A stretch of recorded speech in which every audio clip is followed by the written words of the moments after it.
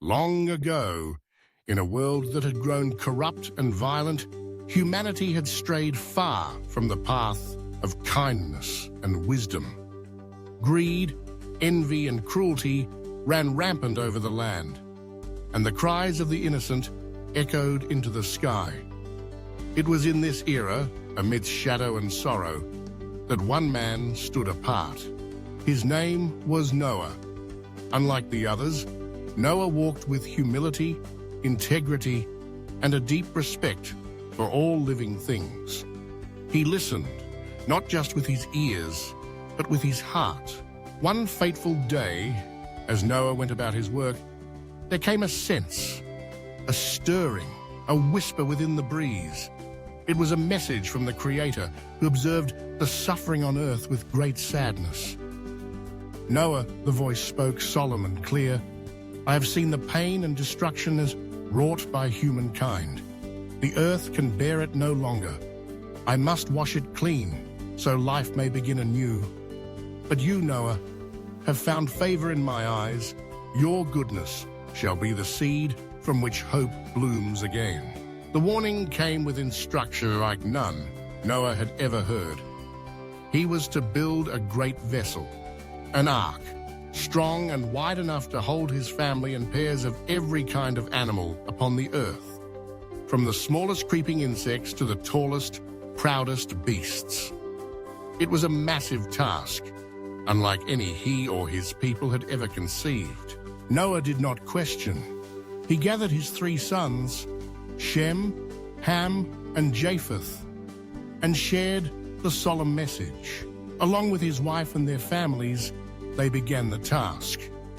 Day by day, plank by heavy plank, they constructed the ark as instructed, 3 stories tall, sealed within and without with pitch, and wide enough to be a shelter not just for them, but for life's vast array.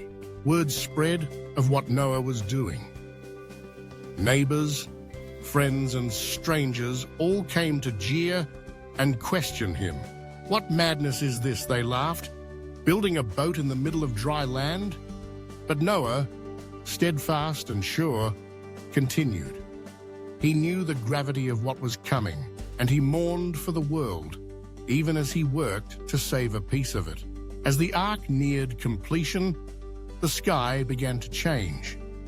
The air grew heavy and dark, filled with a sense of waiting. Then, the animals began to arrive, in pairs, called by a force that none could see but all could sense. Lions walked alongside lambs, doves fluttered above wolves, elephants and mice, insects and songbirds all walked the path to Noah. There was an order, a purpose in their movement, and Noah's family guided them inside, making space for every creature, large and small. With the last animal safely inside, Noah and his family entered the ark. The great door closed behind them. Some say by Noah's hand, others quietly by hand divine. All was still for a moment, a hush before the storm. Then, with a deep, rumbling roar, the sky split open and the rain fell. It rained as it never had before. Day after day, night after night, water poured from the heavens and surged up from the earth, flooding valleys and mountains alike. The world grew silent beneath the ceaseless waves, and all that was familiar faded beneath a restless, rolling sea. Inside the ark, Noah, his family, and the gathered animals huddled together. They were creatures of habit and earth, now afloat in an endless world of water.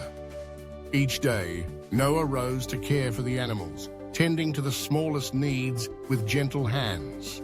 The ark creaked and swayed, but within its walls there was warmth and hope, a promise that life would begin again.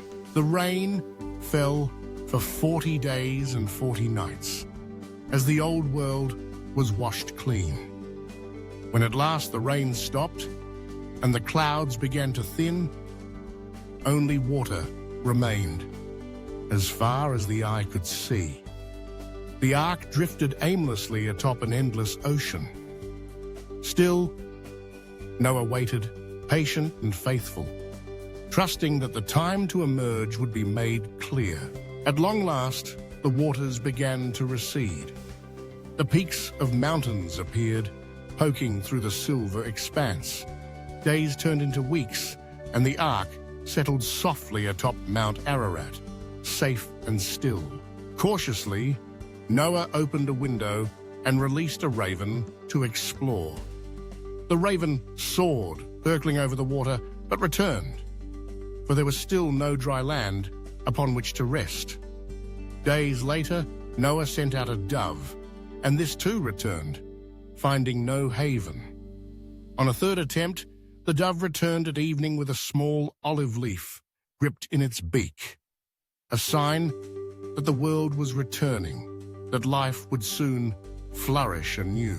With hope renewed, Noah waited 7 more days, then sent forth the dove once more.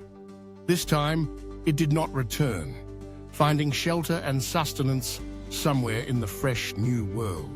At last, the call came. The earth, cleansed and renewed, beckoned them forth. The doors of the ark opened wide, and light poured in, shining upon a world washed clean and green, filled with promise. Animals emerged, blinking in the sunlight, stretching and scrambling, each finding its place in the new world. From that moment, life began again. Standing upon the earth, Noah built an altar of thanks, a tribute to the mercy and hope granted from above. A rainbow arched high across the sky, a bright, shimmering promise that never again would the world be destroyed by such a flood. It was a symbol of forgiveness and a pledge of peace, meant not just for Noah and his family, but for all the generations to come. As Noah and his family set to work rebuilding, planting and nurturing the earth, they carried within their hearts the memory of all that had passed and the knowledge that even in the darkest times, faith, compassion and respect for all life would be the foundation on which a new and brighter future could be built. The story of Noah's Ark stands through time as a testament, a reminder of renewal, resilience, and hope. In the echoes of storm and the silence that follows, we are called to remember the responsibility we hold, to care for our world, its creatures, and one another, cherishing the gift of life and the promise of tomorrow.